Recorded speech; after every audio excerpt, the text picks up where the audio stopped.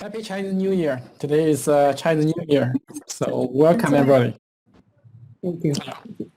My name is Frank. I have more than 20 years of the Java development experience. And many years ago, I tried to teach myself about machine learning. And I knew how hard it is to, from a Java developer to enter the AI world. So when I had a chance, when I was in AWS, I pushed forward to make this deep Java library.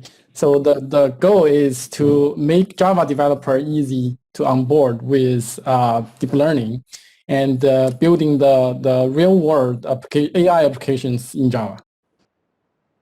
So who is the audience of DJL? So any Java developer. So as I mentioned, we try to make this simple.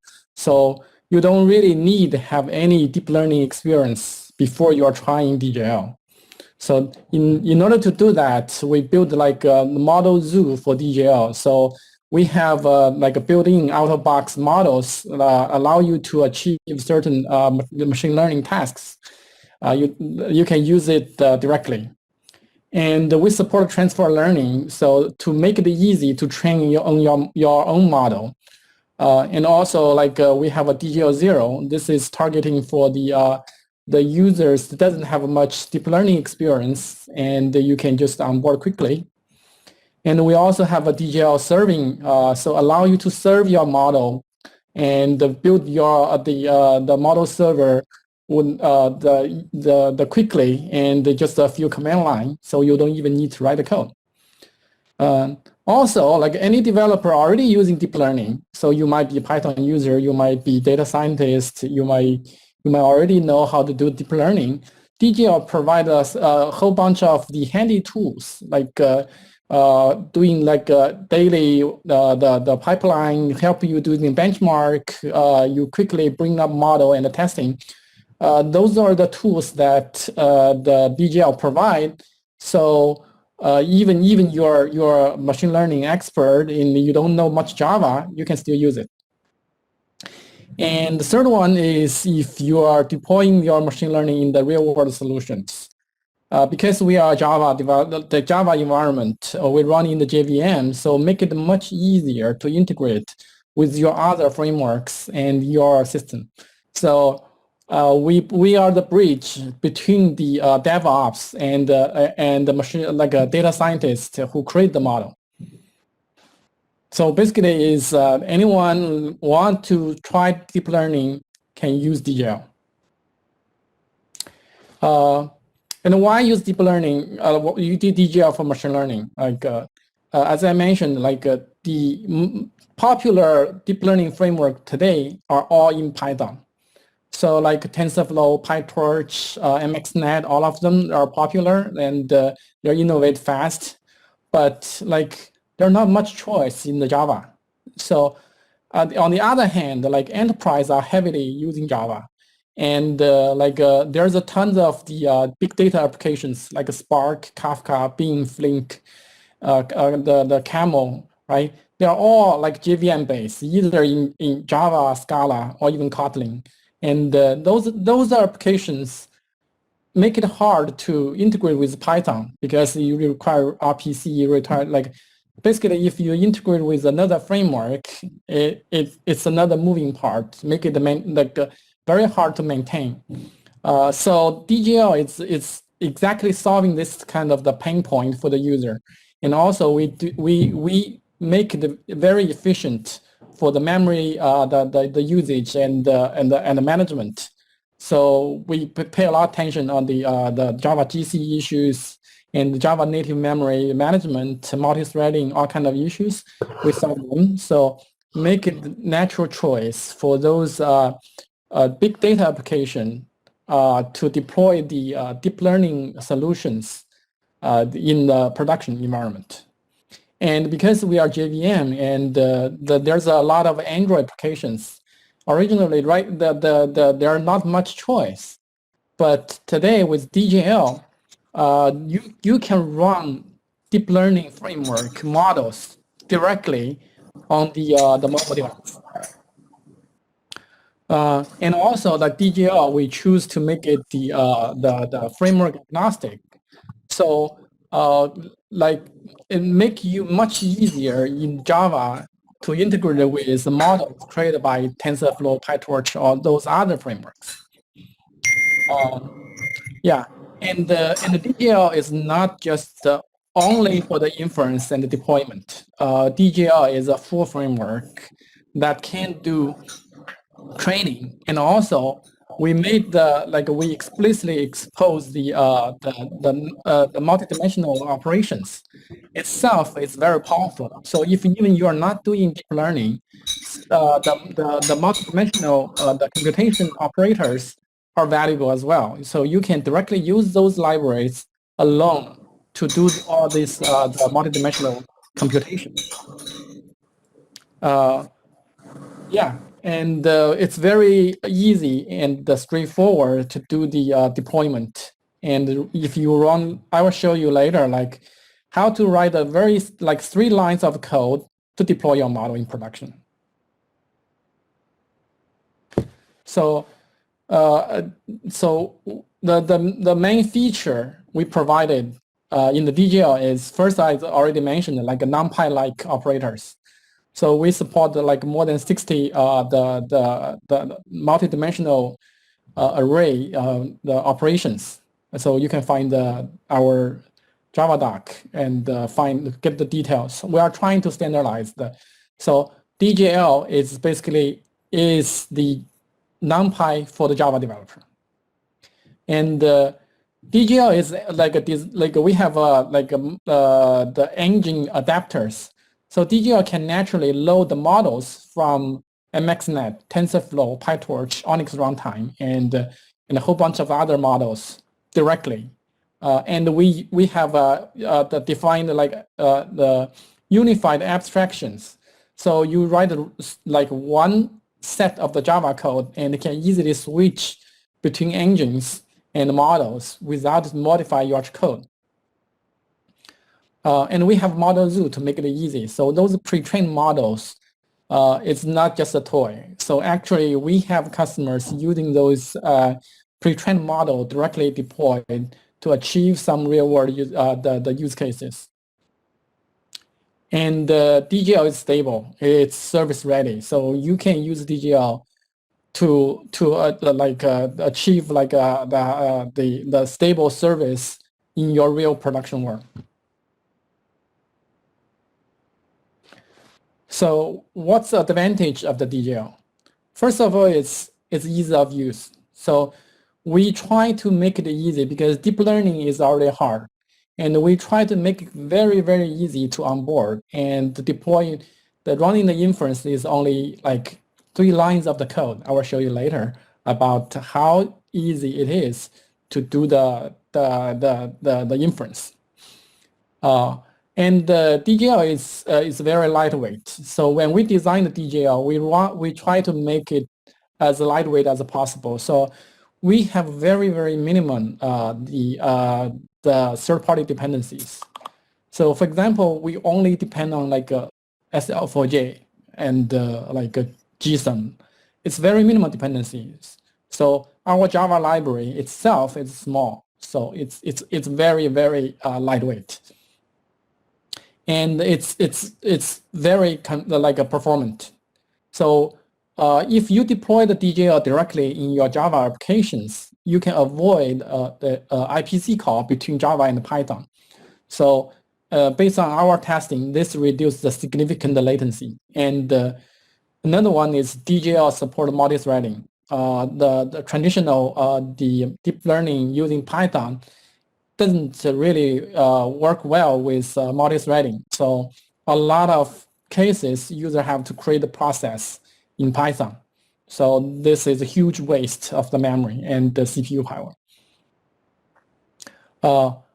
Yeah, and the DGL's API, it's very easy to integrate with streaming applications because they are all Java, and you can just treat the DGL as a regular applications.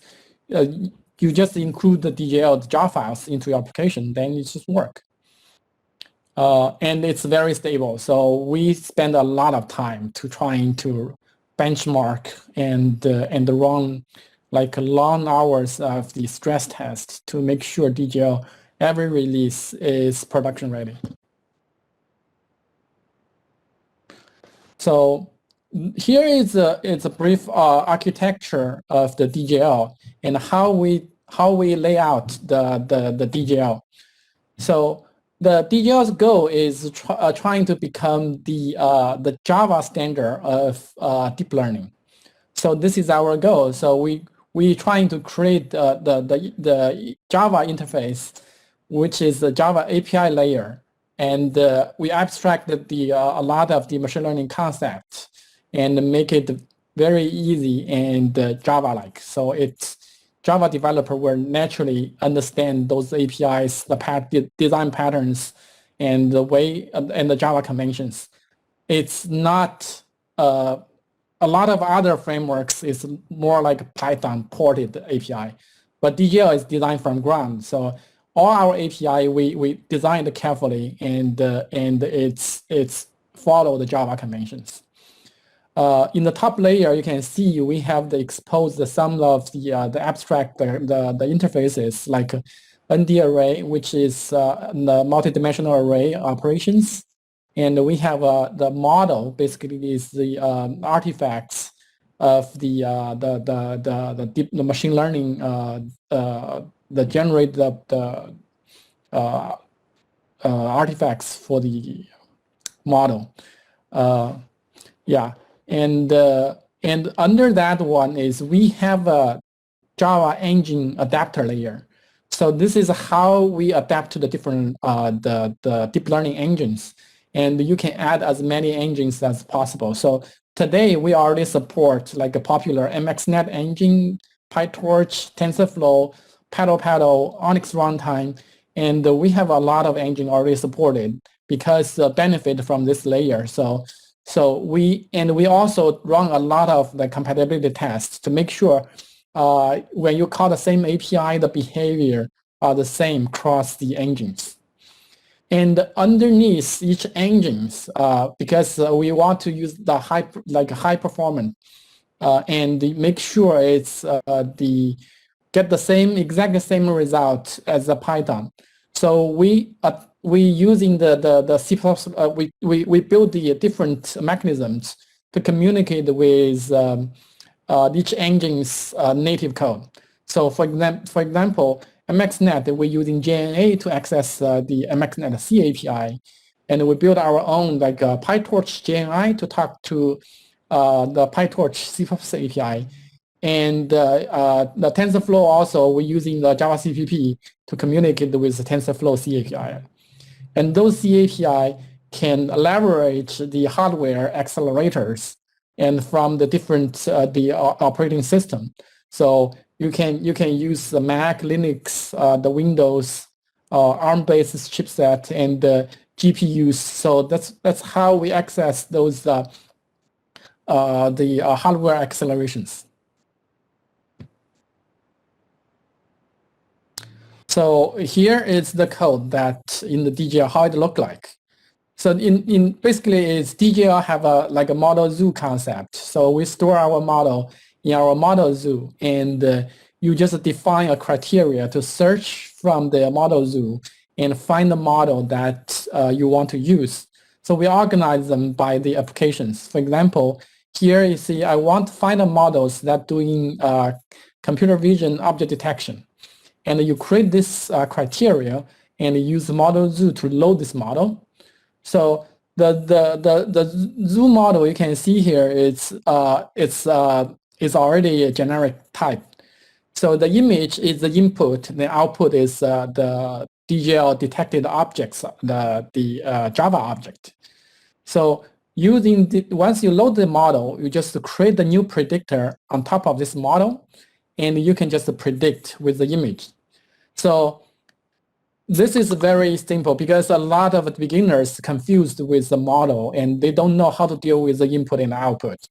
So we hide all the details in our model zoo. So if you are a beginner, you can easily onboard it. So you can see the input is image, basically is Java object, and the output is detected object, also Java object. So you won't be confused by a lot of like the ND array operations, all kind of stuff. Like, so it's make it very easy to onboard. It's truly just the 3 lines, you can get your object back. And we have like a configuration based the model deployment. So we create a Spring Boot starter. A lot of people using Spring Boot to create their microservices.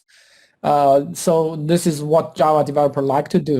So we create a Spring Boot starter so to make deploy a models very, very easy. And with this the starter, you can using a YAML file or JSON file to describe your model. You can see here basically is you choose the engine and you choose the application type and input and output. So we can automatically load the model. Follow our examples. It's very simple. So IntelliJ have like autocomplete the functionality to allow you to choose the you can see in the IntelliJ, you can use the autocomplete to select what's available. And because this is configurational, so you can even the write code whenever your model changes, you just change the configuration file. You don't need to change your code, and you get the new model. Or even better, you can yeah. So you can even in the runtime to change it. So this is make it very, very powerful. So let's take a look what's the DGL's the use case and applications. I picked some of them. So first one is the Apache Spark. This actually is we have a lot the real world the real customers using the Spark, and in their Scala application they choose to use DGL to integrate. Originally, Spark is pretty good at the machine learning, but the deep learning is very hard. So DGL make it easy to integrate with. So DGL, like as I mentioned, it's very lightweight. The whole jar file, including all the engines together, is less than 100 meg. So it's very easy to integrate and build the Spark application with DGL. And because we naturally support multi-threading, this is fit very good with the Spark native executors running the multi-threading task in the JVM. In order to make it simple, we also built the DGL, some plugins specifically for the Hadoop, S3, and all kinds of the extensions, allow you load the model easier. So you just put the URL to load the model. You can load the model from the HDFS or S3 directly. The integration effort is small, so it's very easy to learn DGL and very easy to test. So Amazon retail team, they like reduced the 70% of the original planned development times with DGL. And it's very easy to integrate with existing the AWS services. So if you have a model, it's a small model, and your latency requirement is not that high, so we support, like you can run the DGL in the AWS Lambda. So so far, DGL is the only deep learning framework that can be easily deployed in the Lambda, because Lambda have a memory, have the disk space, all kind of the restrictions. It's very hard to create a Lambda package that can fit into the Lambda. DGL, because of the lightweight, we can easily run in the Lambda. And this is a very cost-effective choice because it's really, really cheap. And you can use build your own microservices. So you can use DGL Spring Boot and create the microservices, and you can easily create your own like the ECR, the Docker image, and deploy on the ECS. This is really make it very, very easy to scale. And if you really have the latency like constraint, you can deploy on the elastic beanstalk, and it's almost like an infinity scale. And finally, if you want to say I want to like 100% hands-free, and I just want like a dedicated endpoint deploy model, you can choose the Amazon SageMaker. We have the DGL serving solution, and you can build your own container and deploy on the SageMaker. So this is a fully managed solution. So it's pretty much your hands-free. And also, like DJL can run on the Android application. Right now, the mobile chipset is become more and more powerful. So you can do like inference. A lot of the deep learning models run on Android, and it's running very, very smooth. And we built this demo applications. This is the QR code that you can scan is the demo application we built. It's like the doodle draw applications, which create a demo, and we publish it on the Play Store. You can see here running on the Android phone, it's really, really smooth. And actually, because every drawing we are running a prediction, you didn't see any lag here. And we have a lot of like demos. In our like the website, there is a DGL demo, the GitHub repository, and you can see here we create many like real world demo applications, and we also create examples using Jupyter Notebook.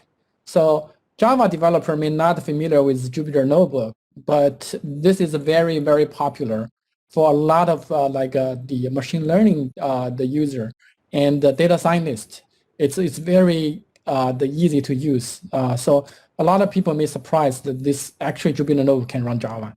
And we make that like we create many like Jupyter notebooks to demonstrate your code and show how you use DJL and make it simple.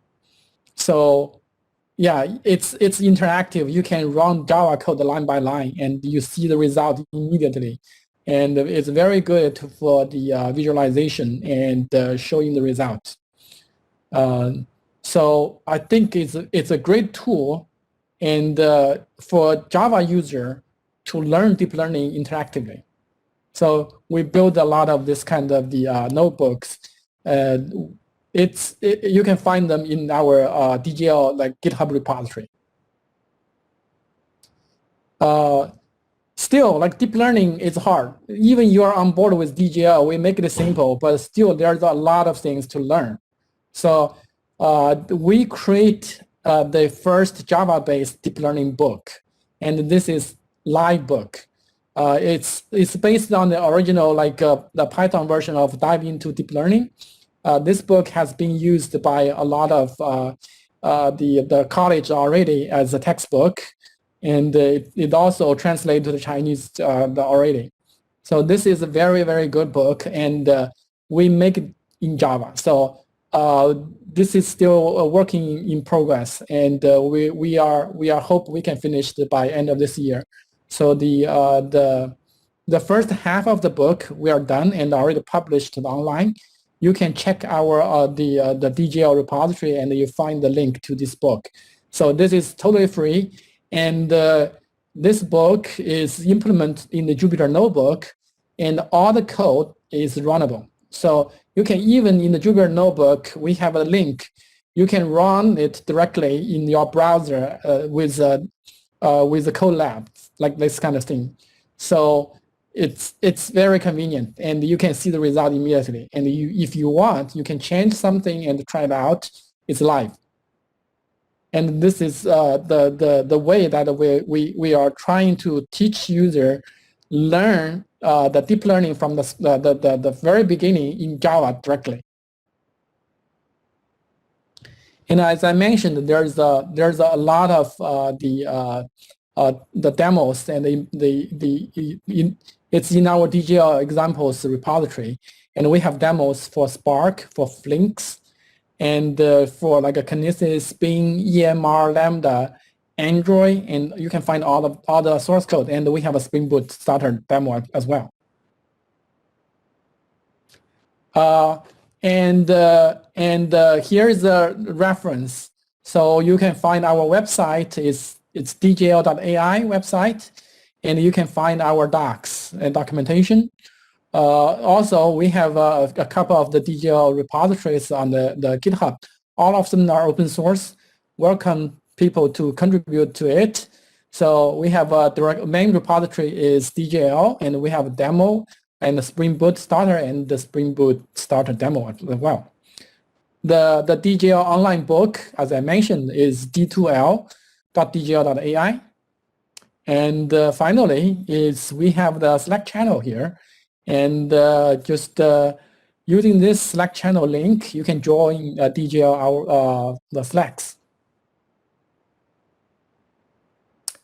I'm not sure. It's maybe I can do the Q&A after Stan present his slide first, and we can do join the Q&A. So hey everyone, I guess it's evening in Chicago too. Let me just move my camera a little better.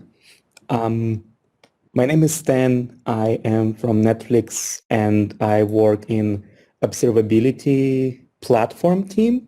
And my team basically provides building blocks for a larger observability team to build anomaly detection systems, logging, all kind of observability things. Basically, we provide three pillars of observability to other Netflix engineers, which is logs, traces, and metrics.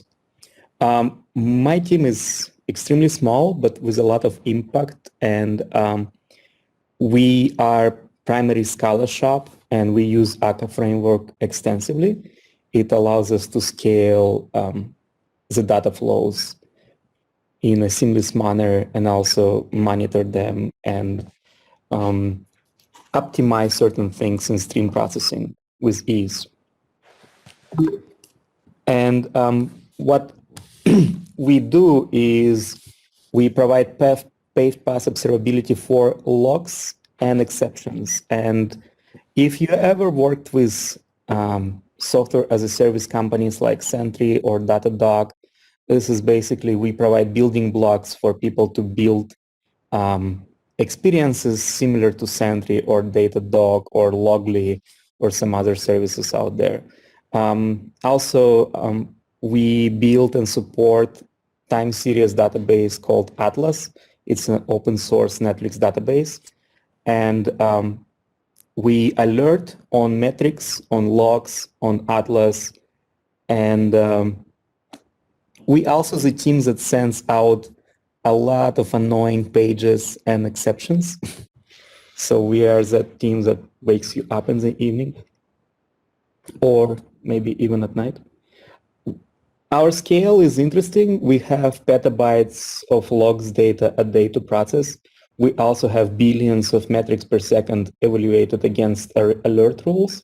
So if there is a certain CPU spike on one of the instances in AWS out of many thousands of them, we will pick it up and we will send an alert or a page or send a Slack message. We recently ventured into the whole concept of AI ops and using machine learning in the observability space. And for our operations and for our stream processing, we rely quite a lot on Netflix Mantis and Akka framework. And for ML, we used to do some experiments in Python and try to scale some of them, but it just becomes extremely expensive to run Python at a petabyte scale and billion scale of metrics. We are also tier 0, meaning we cannot really allow us any downtime, because if we are down and Netflix down at the same time, we won't be able to investigate anything. So when Netflix is down, we have to be up, and thus we are having almost no circular dependencies or any other Netflix tools. And having a stable framework and stable machine learning kind of approach is crucial for us. We cannot use any experimental tools that will not be reliable. So in our most recent project, we started to use DJL, and it proved to be a great tool for our Scala and Akka and JVM environment. We use DJL and transfer learning to process logs in real time. We process from 1 to 15 gigabytes of logs a second, and we use DJL as the edge. So whenever the log gets ingested in our system, it gets stamped with inference that is powered by DJL and TensorFlow. We also use PyTorch and ONNX frameworks at the same scale to do certain things on textual data and basically achieve NLP, real-time NLP. So when we started, it was extremely interesting to explore what would be certain limitations, how easy it is to load pre-trained TensorFlow model, and what I found is it was just super easy. And also, if I didn't know something, I would just ask questions in Slack, in DJL Slack, and Frank or someone from DJL team would always get me an example. So it really bootstrapped my experience with DJL, as I didn't have to kind of wander in the unknown and solve problems by myself.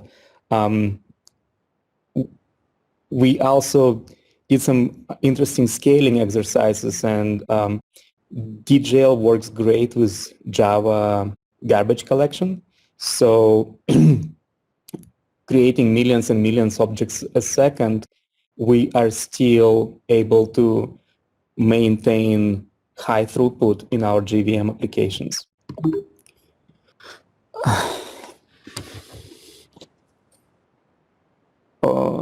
So let me go over a specific use case for what we do. Our team allows you to configure alerting on high cardinality data, such as log message. And in order for us to alert on a log message, we have to assign that log message an accurate cluster. So for example, we get a log message, hello base64 world, what a great some random thing day. And then hello hex world, what a great day. Those are slightly different messages if you just use MD5 hashing or some sort of super wide clustering, or you use regex to remove certain things. You can still end up with those messages being slightly different and end up in slightly different clusters, but we want to cluster them together. And deep learning helps us with that quite a lot. And what we're able to achieve is for example, we can receive a spike in log messages that would be 1 million log messages a second. And they might be slightly different. They might contain different IP addresses, different random words. The position of the words might be slightly different, but they would all be clustered and stamped by DJL to belong into the same thing. And then we can alert on it. We can also perform way more accurate anomaly detection on logs, because instead of processing 1 million different things, we process one thing that occurred 1 million times. We can alert on that one thing, and we can say, hey, there was a giant spike in those 1 million slightly different things, but we cluster it all together. This is high-level architecture. So we have thousands of microservices ingesting logs into our platform, and then we run DJL on the ingestion layer on JVM. We cluster and sample the logs using DJL and some transfer learning.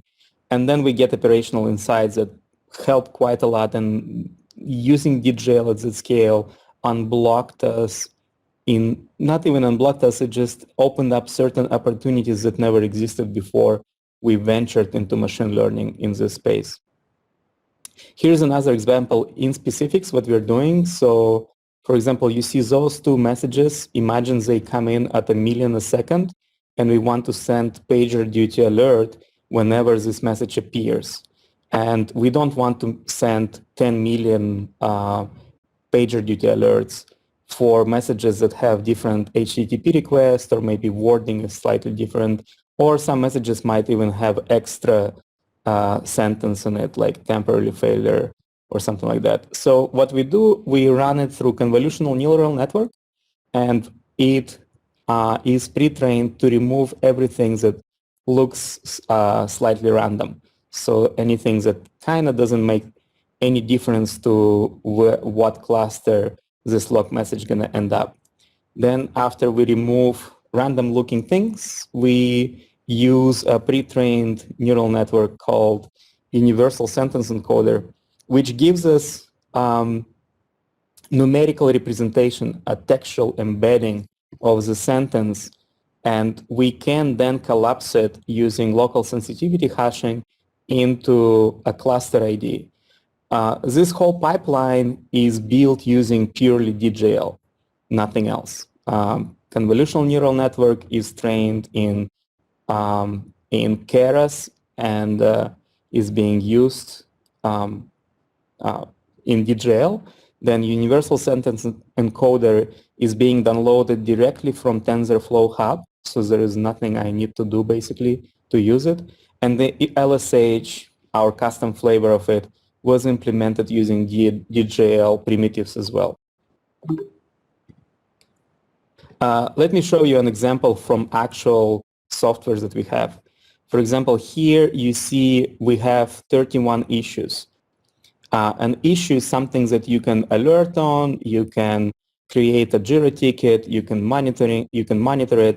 And here you have a log message saying consumer, client ID caffeine, whatever, error fetching metadata.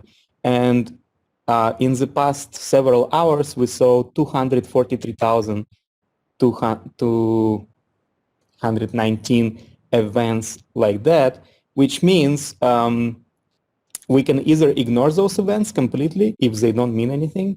We can alert on those events. We can detect spikes in events like that. And if we look at the events like this closer, they might have slightly different context and sentence structure. So this is where deep learning helps us to cluster all of those together so we get this accurate time series representation for this particular log message.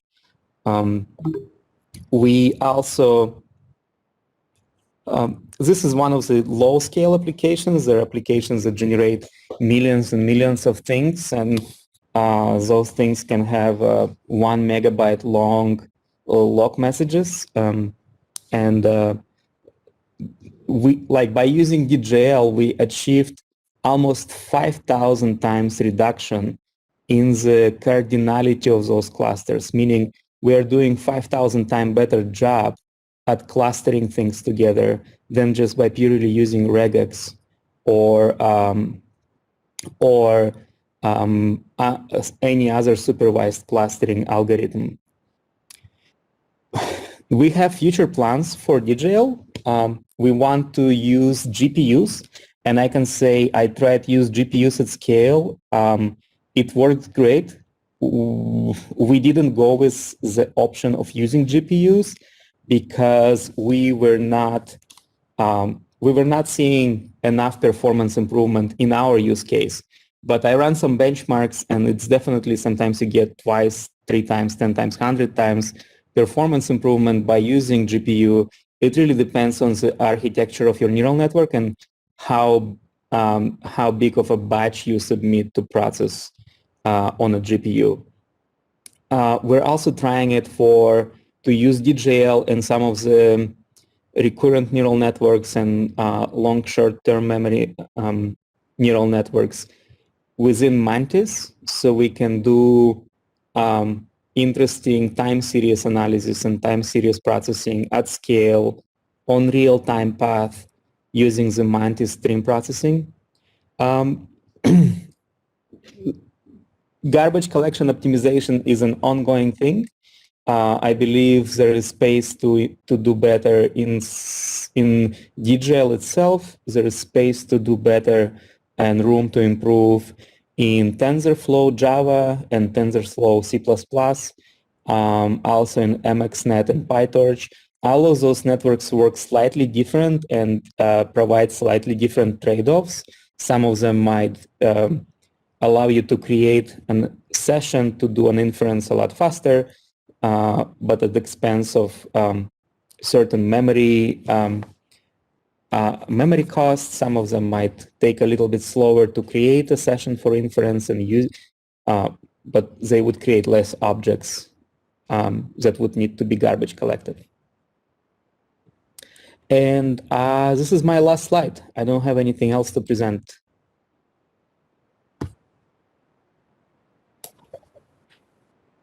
I think it's time for Q&A now. Yeah. Yeah, I was going to say, yeah, please send your question. But I guess it looks like that a lot of folks have already asked a lot of real good questions on the chat, but please continue to send your questions over to Stan and Frank. Yeah, I saw there's one question asking if there are limitations to using native engines. I'd like to just clarify a little bit. We create abstract layers and we create the standard API. So you just write your code once and you can use any engines you want. This is our goal, and this is we want to make the standardized way to doing things, but we actually don't limit you to use engines. We have, like, for example, MXNet have a C API. We expose the using a generic way, so you don't need to depends on the MXNet library directly.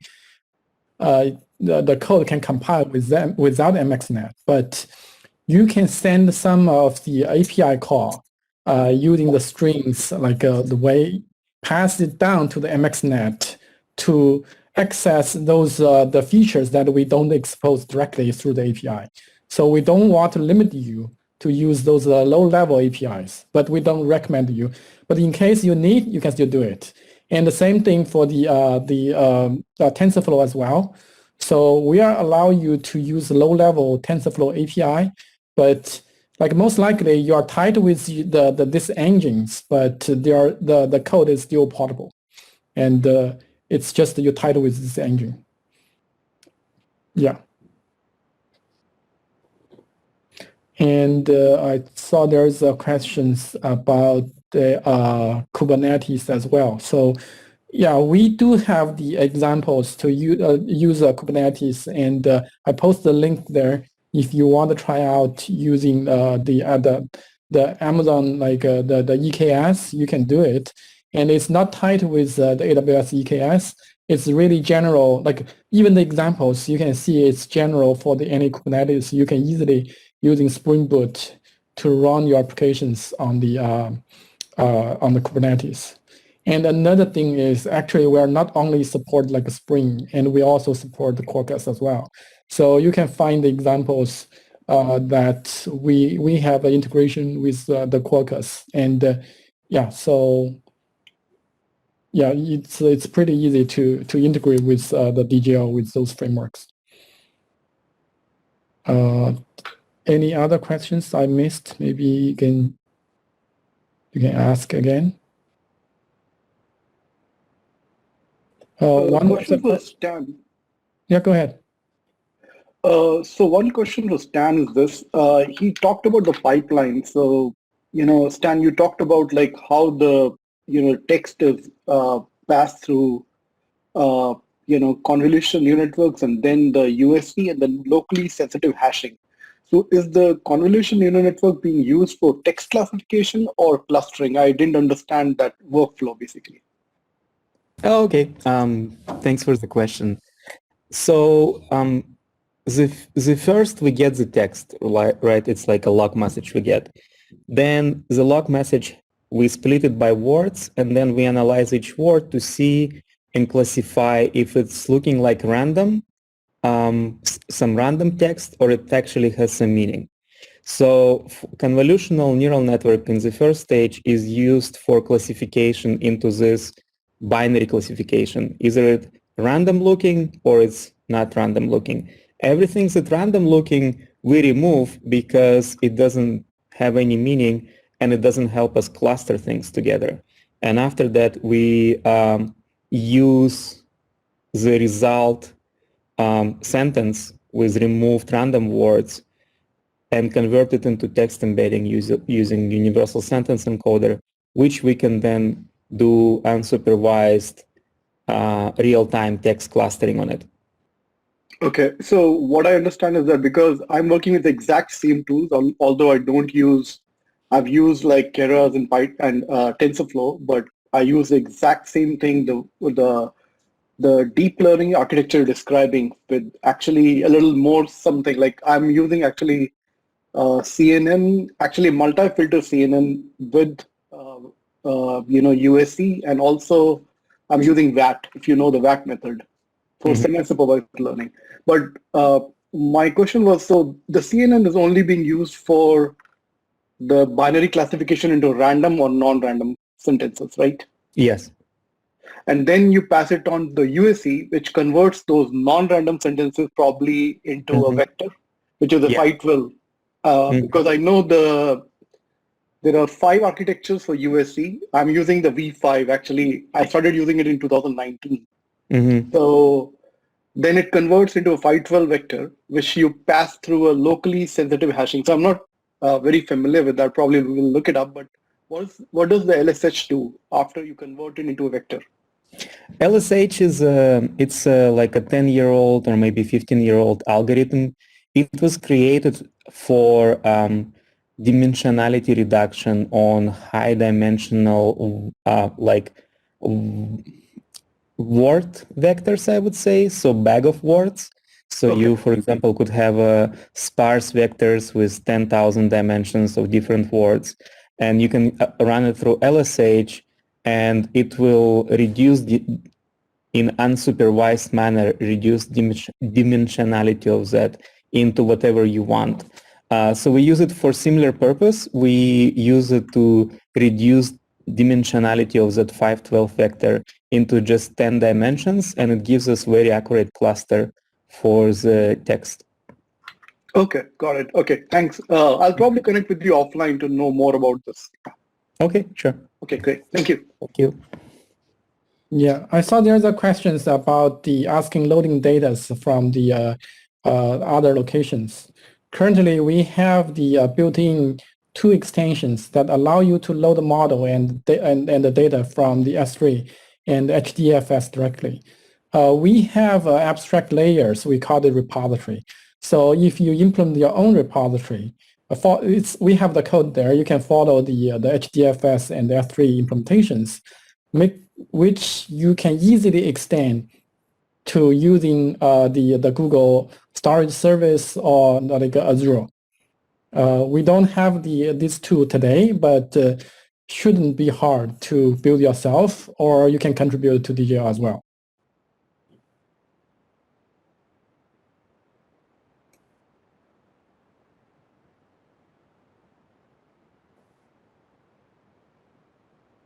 Oh, okay. There's a question about, is there any AWS services using the DJL? So currently, it's the Amazon consumer and Alexa team heavily using the DJL internally, and we also like the work with the EMR and the other teams.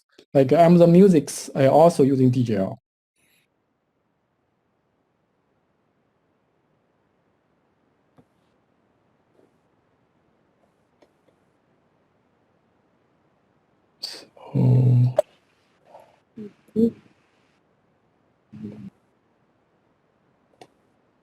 Any other questions? Did I miss the answer? Miss some questions earlier? Posted in the chat room.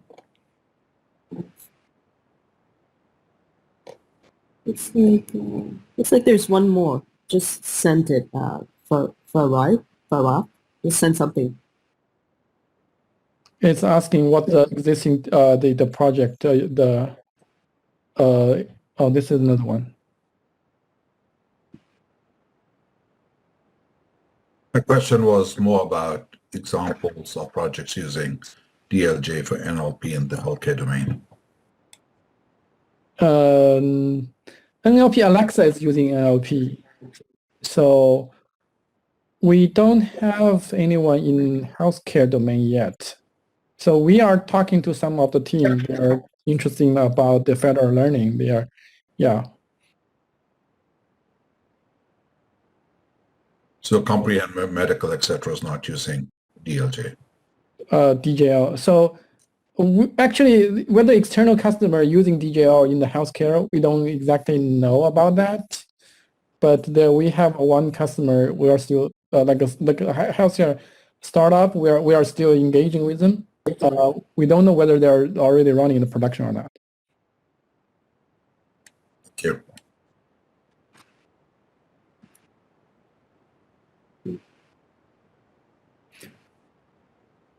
So any more questions for Frank or Stan?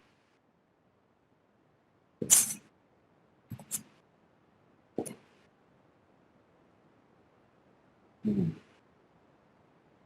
And I guess they have your, Frank and Stan, you have your contact information for the audience, right? They want to get in touch with you. So I have asked that we have a survey. Would like to, you guys can just the response. I can post the survey link here. So it will very appreciate you guys can just give us some feedback. Okay.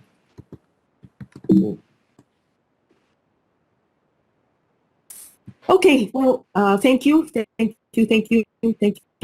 again. Thank you, speaker and Stan, and also thank you, Lou, for being here to kind of connect us. I guess it looks like Lou probably left already, but thank you. Yeah, so, all right. So yeah, feel free to chat too, or go get a drink and come back and chat. And again, I hope, I hope you all have great coming this weekend, Friday and then weekend. And if you celebrate Chinese New Year, that's tomorrow, Year of the Ox. Yeah, so if you celebrate that, happy Chinese New Year. So, yeah. So, thank you. Yeah, thank you, Mary, to organize this meeting. Yeah, you're welcome. Thank you, Frank, for the talk. And thank you, Stan, again. And so, yeah. Thank you. Thank you. Oh, James. Yes, James, you're asking, I need your email address. Yeah, that's correct. Yes. So I can send you the license, the JetBrains license. So. Actually, I didn't even ask how many of you who are still here are actually from the machine learning ML group. A few of you are, right? I guess Victor is from us and Bill is from CJOG. I think Jan. I think your name is Jan, right? Or Jan, Mazen. I'm trying to be careful too. Sometimes I think with the European pronunciation, right? Jan says it's actually for Jan, right? Am I correct? Jan, right? Yeah. Okay. I figure it is a European pronunciation. So, are you from the machine learning group, Jan? Not really. Oh, you're not. You are the Java users group? No, but I've seen, seen the meeting on the meetup and I, maybe worthwhile to attend. Great. Welcome. Yeah, join us again. Yeah, next time, Thank like you. I said, we're going to have I don't know if you do Jakarta EE, that's the enterprise Java. So we'll have Jakarta EE working group coming here to do a talk on Jakarta EE 9. So. Yeah. So for whoever like the IntelliJ, we have some of the external contributor. They are trying to create the DGL like a plugin for the IntelliJ as well. So it's going to be like a fun and interesting project. Oh yeah. Oh, that's cool. Yeah. I myself, I'm not as much in, I haven't worked so much with AI, so it's harder for me to say. But you know what, talking about which, right, I actually come across a company that's actually having a very interesting AI like virtualization platform. and they're using like GPU pooling thing too. Have you heard of the company doing that? Not sure which company. Not sure. It's called One.ai, but it's a startup company based in Israel. So Okay. that I just thought sounds interesting when you like pool. They do these hardware kind of level GPU pooling. So again, it's new for me too. I don't know enough to say anything about it, but yeah. Yeah. So this is good about like innovation. So a lot of people like machine learning world is really like a lot of like innovations happening fast. Yeah. So that's why we want to like always keep the greatest and the latest projects. So we choose the follow the all this engines innovation instead of just we create our own. So that's why we leverage all the engines. Yeah, sure. Yeah, thank you. Yeah. Hi. I guess they're saying they're leaving, so thank you. Yeah. Hi, this is Sanjay. Hi, can you guys hear me? Oh yeah. Sanjay? Yeah, please, yeah. Hi, this is Sanjay. So our the company which I work is enterprise application, right? So where in which we use MySQL with the Java thing, right? SQL in a clustered environment structure, right? So basically in a PXE world, right? Do you guys anyone use PXE database with the MySQL combination? Anyone? Because we have some kind of a strange issue happening. So if anyone is encountering that, so just to check.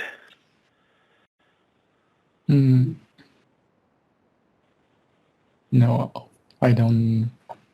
Okay, Yeah. thank you.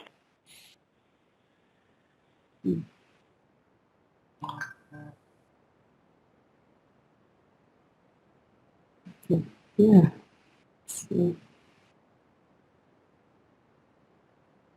So Frank, has your interest, you've always been working on like AI in that aspect and doing Java work, has that always been your focus area? Or?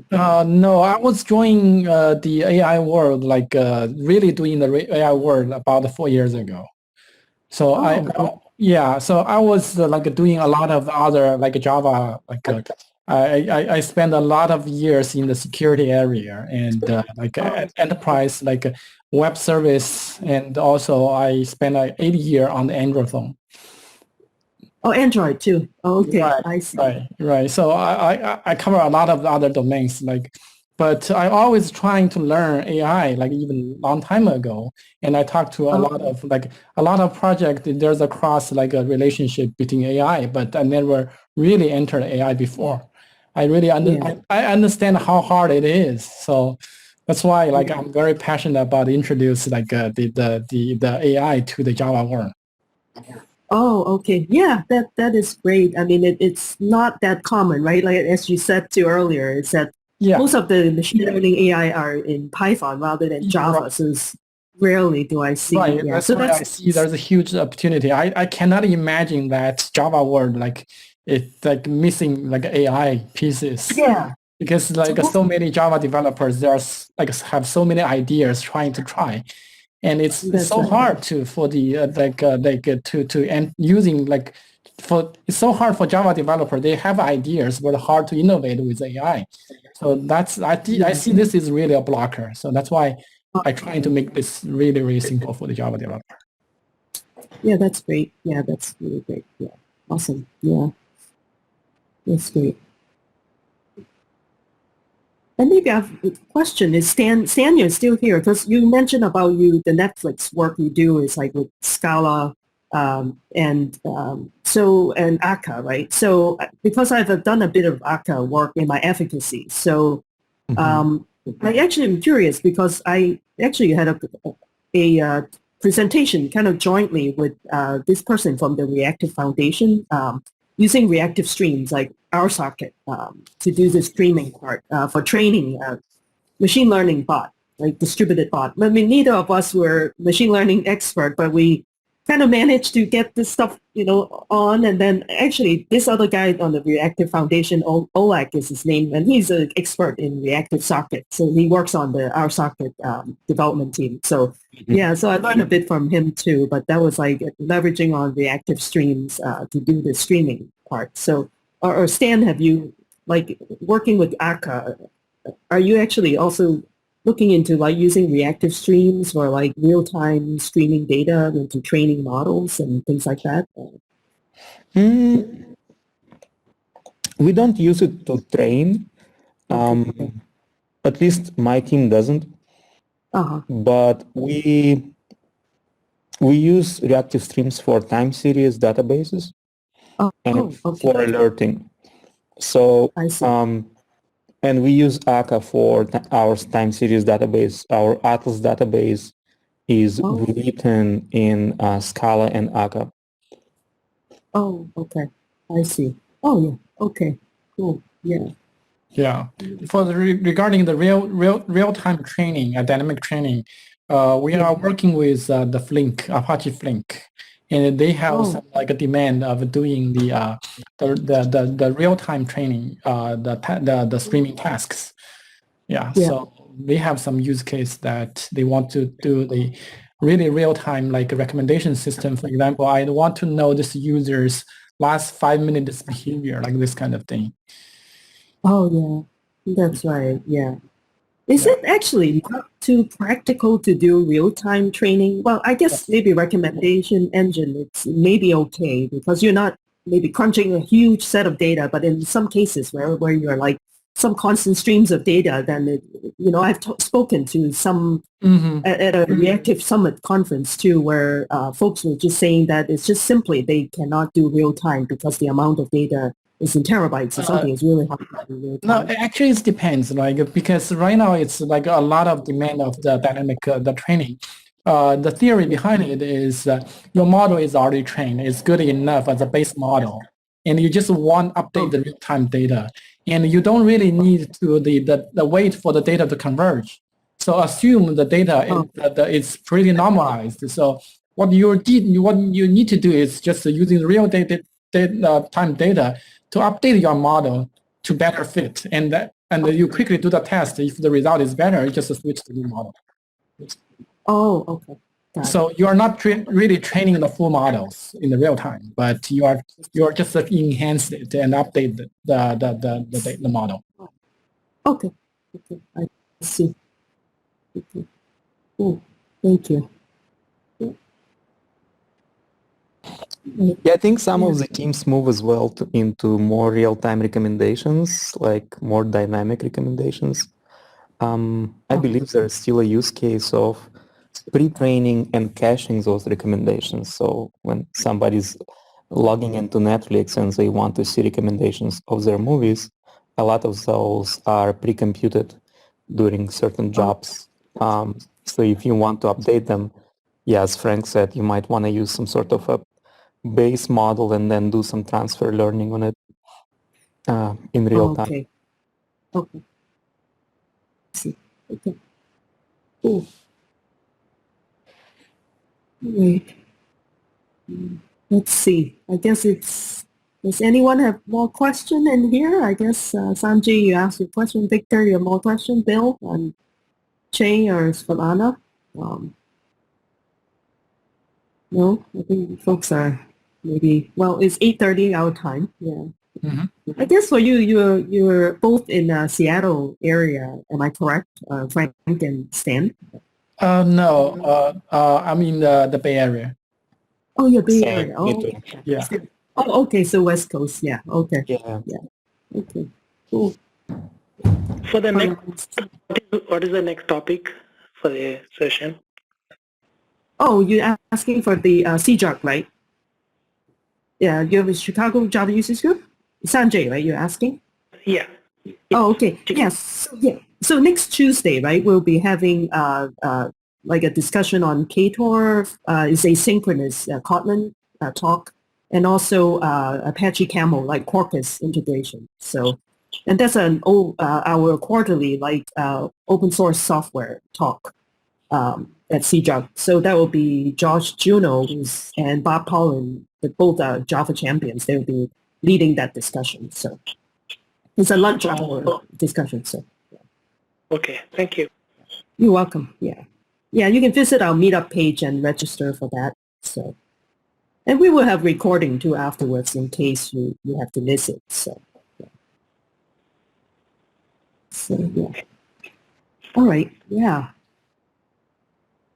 Thank you, folks. I'm going to disconnect. Yeah, feel free to connect on LinkedIn. Yeah. Okay. Yeah, I'll follow you both too. Are you actually on Twitter? Do you use Twitter as well by any chance, or maybe you don't? Not me. Yeah, I used to. Oh, okay. No problem. I know it's too noisy. So I'm either okay, too no angry problem. or too happy for Twitter. Oh, okay. Okay. Okay. Well, thank you. Thank you, Bye-bye. Stan. Bye-bye. Thank you. Okay. And okay, well, maybe it's also dinner time too for, I guess for me, I haven't had dinner yet, so I'm sure to Frank, you are going to have dinner. It's Chinese New Year's Eve dinner. So yeah, you don't want to miss that. It's like a big meal, right? So yeah. Right. Okay. All right. Yeah. All right then. Yeah. All right, thank you, guys. Yeah. Thank you. And happy Chinese New Year. Yeah. Happy Chinese New Year. Okay. Very nice to meet you guys. Nice to meet you too, Frank. Thanks for your presentation. We'll stay connected. Thank you. Okay. Bye-bye. Bye-bye.